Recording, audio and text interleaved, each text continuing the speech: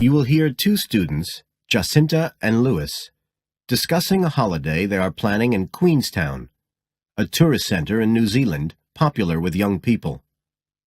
First, you have some time to look at questions 1 to 6.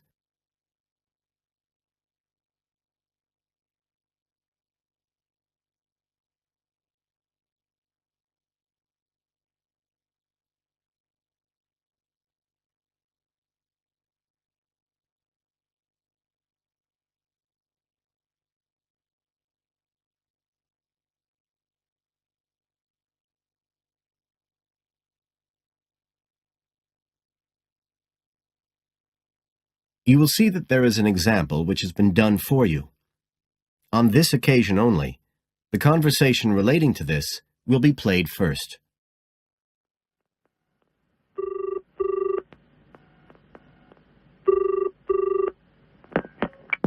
Hi, Lewis. It's Jacinta here. Oh, hi, Jacinta. I was just going to call you. I was thinking we ought to do something about accommodation for our trip to Queenstown. Yeah, actually, that's just why I rang you. I've been looking on the internet. There was one place that looked okay called Traveller's Lodge, but when I checked availability for January, when we're planning to go, I found it was fully booked.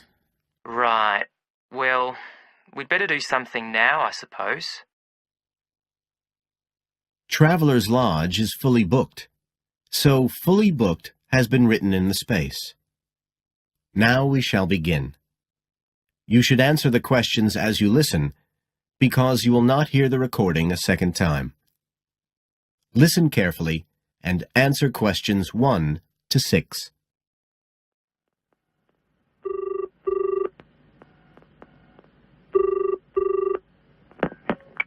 Hi, Lewis.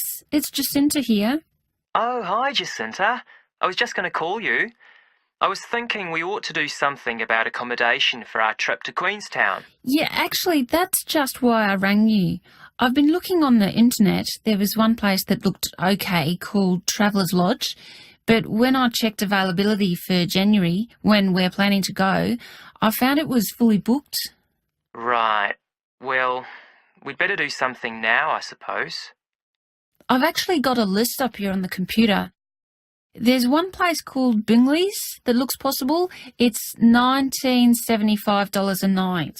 That's US dollars. They quote all the prices in US dollars. So that's about 26 or 27 New Zealand dollars.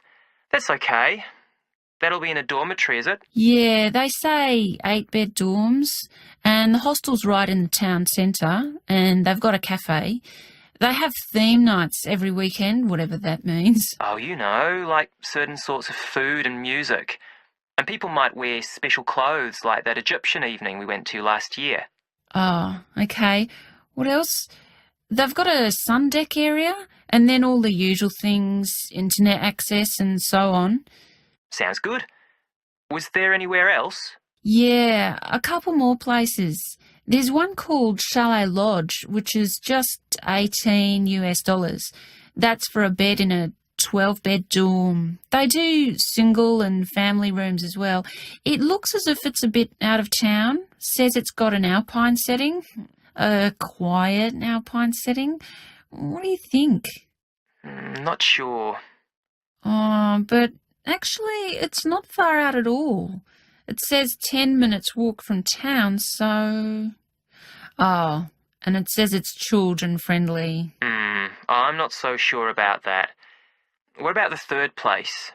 That's called Globetrotters. Let's see. They do private rooms or 5-bed dorms for $18.50. It's in the centre, just by the lake, and that includes breakfast. Didn't the other two? I don't think so. They didn't mention it, so probably not. Oh, and it says something about a free skydive. Wow. Don't know if I'm all that keen on jumping out of aeroplanes. Oh, actually, what it says is you can win a chance to do a skydive. They give one away every day to one of the guests. Well, if I win it, you can do it. Anyway, do they have room? Yeah, I checked the availability. Shall I go ahead and book there then? Fine. You now have some time to look at questions 7 to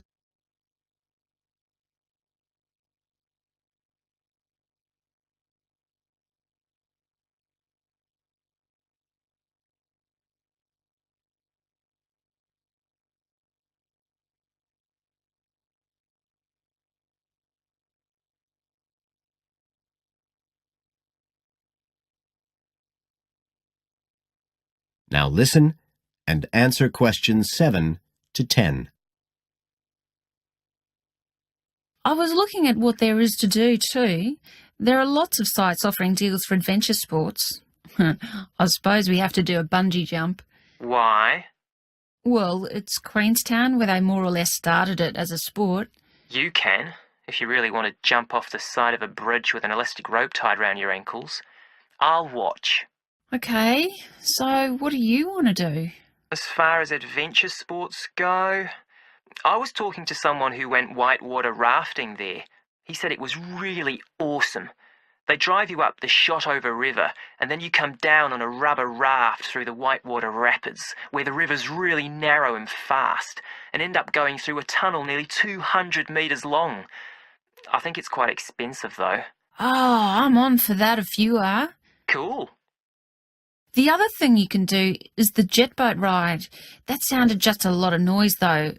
It's basically just whizzing round on the river on a very fast boat, isn't it? My friend did that as well. He said it was a bit touristy, but worth it. I'll give it a go. You go right up the river canyon.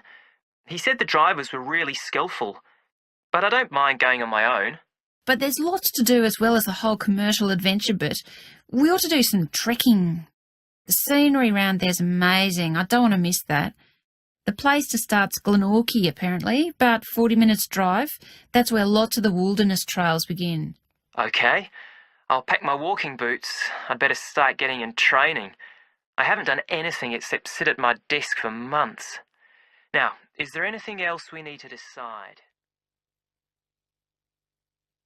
That is the end of section 1. You now have half a minute to check your answers.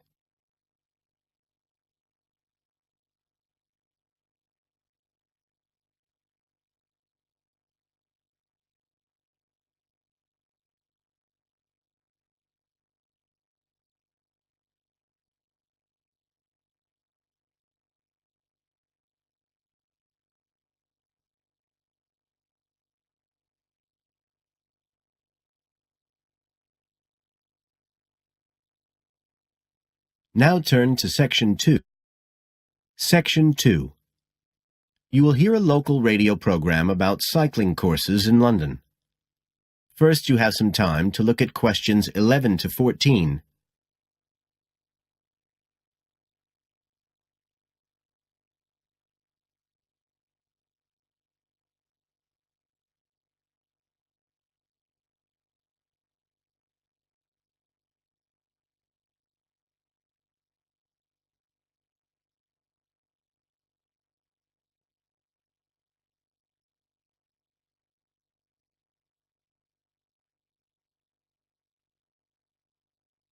Now listen carefully and answer questions 11 to 14. There's been a great deal of interest lately in encouraging people to use bicycles instead of cars as a means of transport. But not everyone is confident about riding a bike at the best of times, let alone in the middle of a city like London. Jack Hayes is a professional trainer who works for a London-based company, City Cyclist, which provides cycle training for the public. What exactly does City Cyclist do, Jack? Well, our basic purpose is to promote cycling as a sustainable form of transport. We believe the best way to promote cycling is to teach people to use their bikes safely and with confidence. In European countries, people all learned from their parents, and they also learned in school. And when I tell them I teach people to ride bikes, they laugh. They think it's crazy. But here in London, it's completely different. You're approaching the point where a whole generation of people have grown up not being allowed by their parents to cycle because it was considered to be getting too dangerous. And so, in turn, they can't teach their children. We believe in realistic training. So if someone wants to use a bike regularly, say to get to work or school, we aim to train them by teaching them to ride on the actual roads they'll use, so they can develop the basic skills they need and build up their confidence that way. At City Cyclist, we believe cycling's for everyone, no matter what age or level of ability or mobility. We do complete beginners and also advanced courses. That's for urban cyclists who want to deal with things like riding in streets with complicated intersections and things like that. We don't promote the use of personal protective equipment for cyclists, and we endorse the policy of the European Cyclists Federation that parents should be allowed to make an informed choice as to whether or not their child wears a helmet. We believe the key to safe cycling is assertiveness, taking your place on the road. This has to be instilled right from the beginning. Assertive road positioning and behaviour is the key to safe cycling in congested urban environments. Some people are surprised that we don't promote the segregation of cyclists from motorised traffic, but we don't think that's practical in all urban environments. Instead, we teach people to use as much road space as they need to travel safely and effectively. You now have some time to look at questions 15 to 20.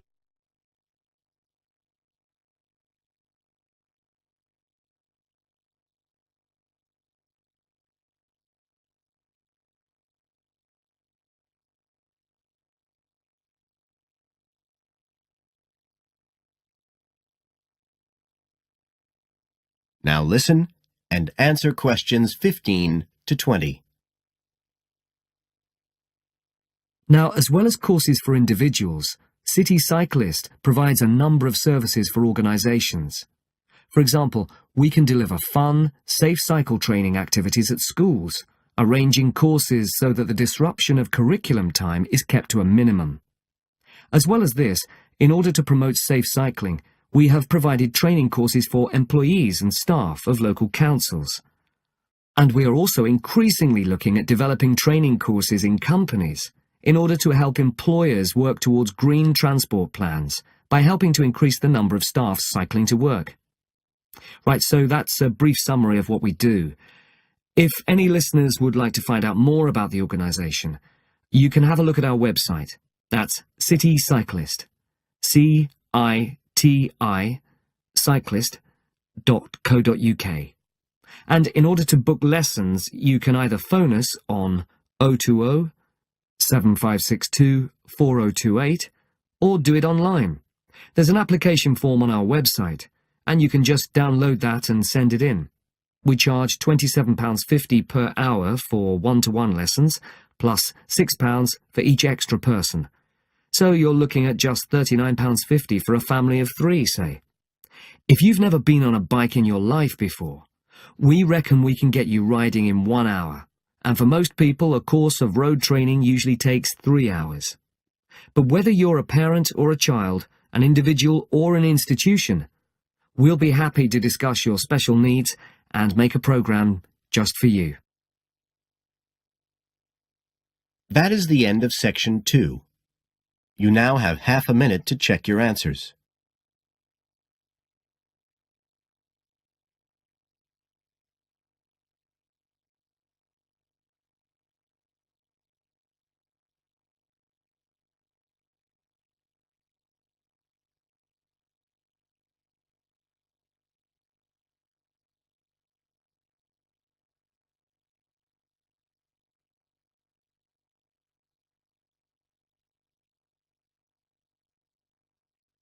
Now turn to Section 3.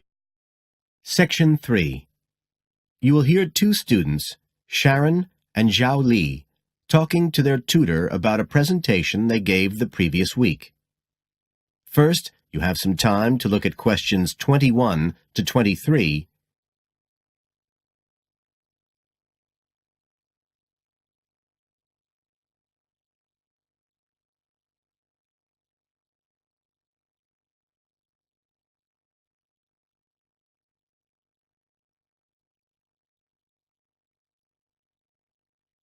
Now listen carefully and answer questions 21 to 23.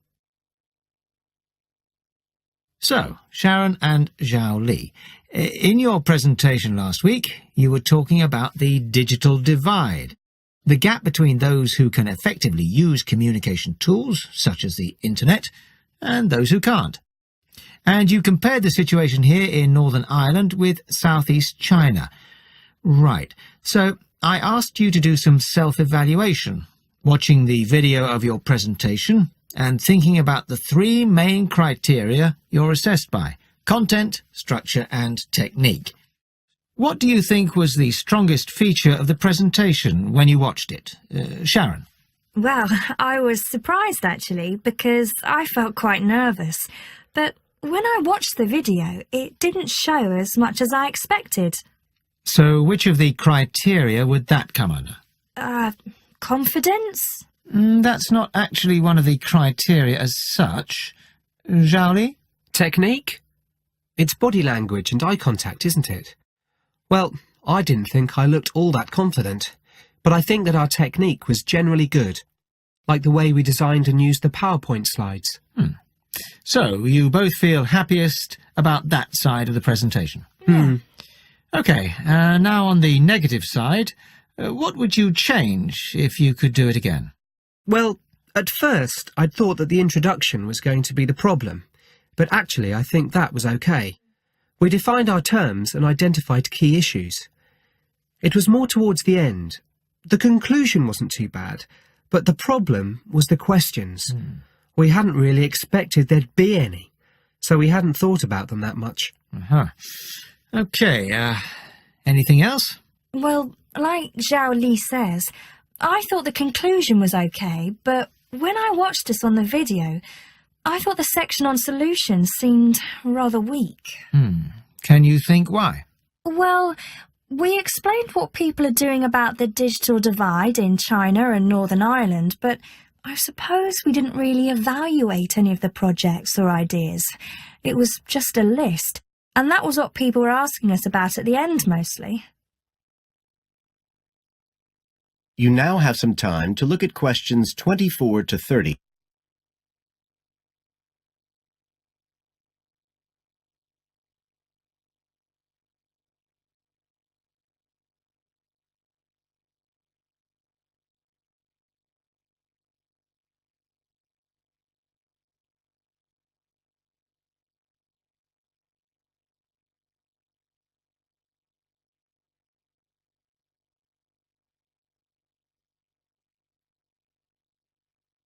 Now listen and answer questions 24 to 30. OK. Now, I also asked you to get some peer evaluation from the other students. Yes, well, people said it was interesting, like the fact that in China the internet was used more for shopping than in Northern Ireland. They said sometimes it was a bit hard to understand because we were talking quite fast, but we didn't think so when we watched the video. No, it's a bit different, though, because you know all this information already. If you're hearing it for the first time, you need more time to process it. That's why signposting the structure and organisation of the talk is important. That seemed okay. No one mentioned that as a problem. Some people said that we could have had more on the slides, like some of the other groups had nearly everything they said written up on the visuals as well. But other people said the slides were good. They had just the key points. Yes. And most people said we had quite good eye contact and body language. They all pointed out we'd overrun. They all said we were 5 minutes over. But we timed it afterwards on the video, and it was only 3 minutes. We were a bit unsure about the background reading at first, but I think we did as much as we could in the time. Anyway, no one commented on that under content. But one thing that did come out was that they liked the fact we'd done research on both Northern Ireland and China. Most other people had just based their research on one country. We managed to get quite a lot of data from the internet, although we had to do our own analysis, and we did our own surveys as well in both countries. So the class gave us best feedback for content, but it was all okay. Right. Well, that's quite similar to the feedback I'm giving you. I was very impressed by the amount of work you'd done and by your research methodology. So, actually, I'm giving you full marks for content. 5. The structure of the presentation was good, but not quite as good as the content. So I gave that 4, and the same for technique. So, well done. Thank Thank you. Now, the next stage is to write up your report. So, just a few pointers for you here. First of all, in your presentation, I think your ending was rather abrupt. You suddenly just stopped talking. Yeah. It wasn't a big problem, but think about your closing sentences in your report. You want to round it off well. One thing I forgot to mention earlier was that I felt a very strong point was that after you'd given your results, you explained their limitations. The fact that we didn't have a very reliable sample in terms of age in China. Yes, that section. So don't forget to include that. And you had some excellent charts and diagrams, but maybe you could flesh out the literature review a bit. I can give you some ideas for that later on if you want. Okay, is there anything else you want to ask? No, thank you. Thanks. That is the end of section 3. You now have half a minute to check your answers.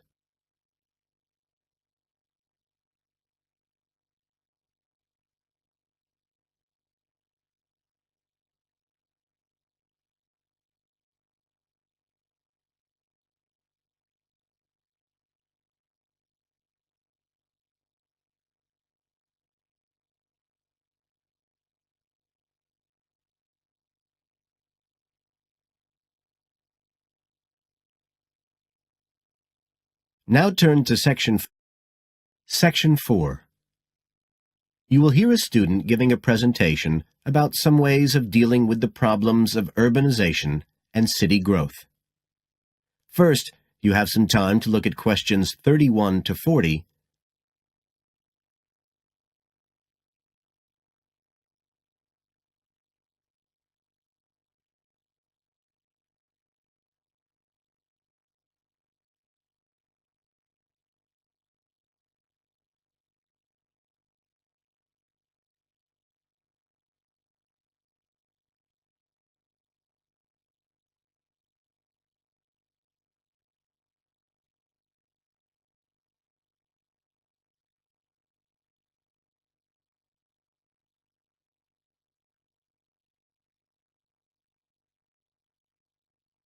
Now listen carefully and answer questions 31 to 40. Well, Adam's just been talking about some of the problems that have resulted from the rapid growth of cities in the last 100 years. Things like housing, sanitation, crime and so on. For my presentation, I'd like to look at some examples of what cities are doing to try to solve some of these problems. As part of its Healthy City program, the World Health Organization, the WHO, has come up with a set of criteria for a healthy city. The WHO says that, amongst other things, a healthy city must provide a clean environment which is also safe. It mustn't be dirty or dangerous for its inhabitants. As well as that, the WHO says a healthy city has got to be able to satisfy its inhabitants' basic needs. That's all its inhabitants, not just the rich ones or the ones with jobs, everyone who lives there. A third criterion, is that it's got to have health services which can be used by all the inhabitants and which they can access easily. The final point's to do with local government. The WHO says this is something that the whole community should be involved in, not just a few powerful politicians or businessmen. So, a healthy city is not just a matter of avoiding illness, that sort of healthiness. It's the way that the whole city works together for the benefit of its population. Okay, so what I'd like to do now is to look at some projects in different cities around the world where cities have tried to meet these criteria, to make their cities healthy ones.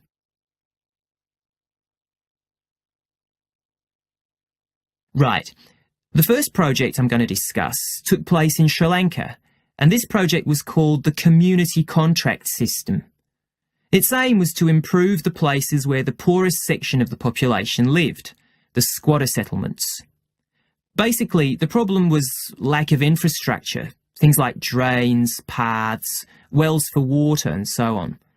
So, a program was set in place to construct this infrastructure, But what was different about it was that the residents did this, the people who actually lived there, not people from outside. And this meant that not only did the people end up with improved housing and infrastructure, but also, because they had contracts with the community, it improved their chances from an economic point of view. So that's the way the lives of people in one urban environment were improved. The next project I'd like to discuss took place in the capital city of Mali in West Africa. This project involved setting up a cooperative to try to solve the problems of sanitation in the old central quarters of the city. One of the main problems was a lack of a system for garbage collection, which meant that there were a lot of insects, and this was causing disease. And again, it's interesting to look at who was involved in dealing with this problem. In this case, the cooperative involved students who had graduated from secondary school in getting a system going. As well as that, the cooperative set up a campaign to educate the public about the importance of good sanitation through showing films and setting up discussion groups among the local people, especially women and adolescents. And the outcome was an increased environmental awareness, which led to changes in household behaviour, as well as improved living conditions. Okay, the third project was in Egypt, just outside the capital, Cairo, which is a city that's grown very rapidly in the last few decades. This project was based in a women's centre in a poor area called Makatem. The aim of the project was to support girls, young women from the area from poor families. So these were women who had no education. They'd never been to school, so they were totally illiterate, and they had no chance of getting jobs. At the Women's Centre, they were shown how to sew and how to weave, and once they'd learned these skills, they were given the equipment, a sewing machine or a loom, so that they could make things to sell and had a chance of earning their own living.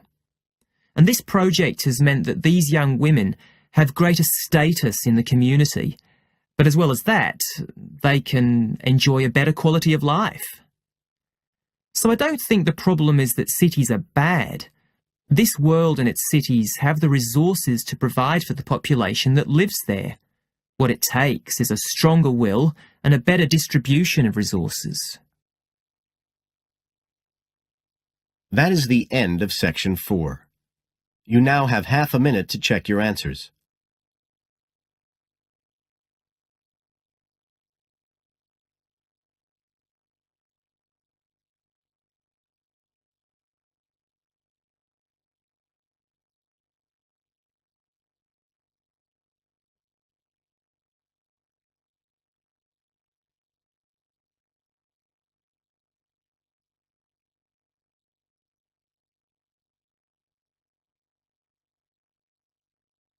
That is the end of the listening test.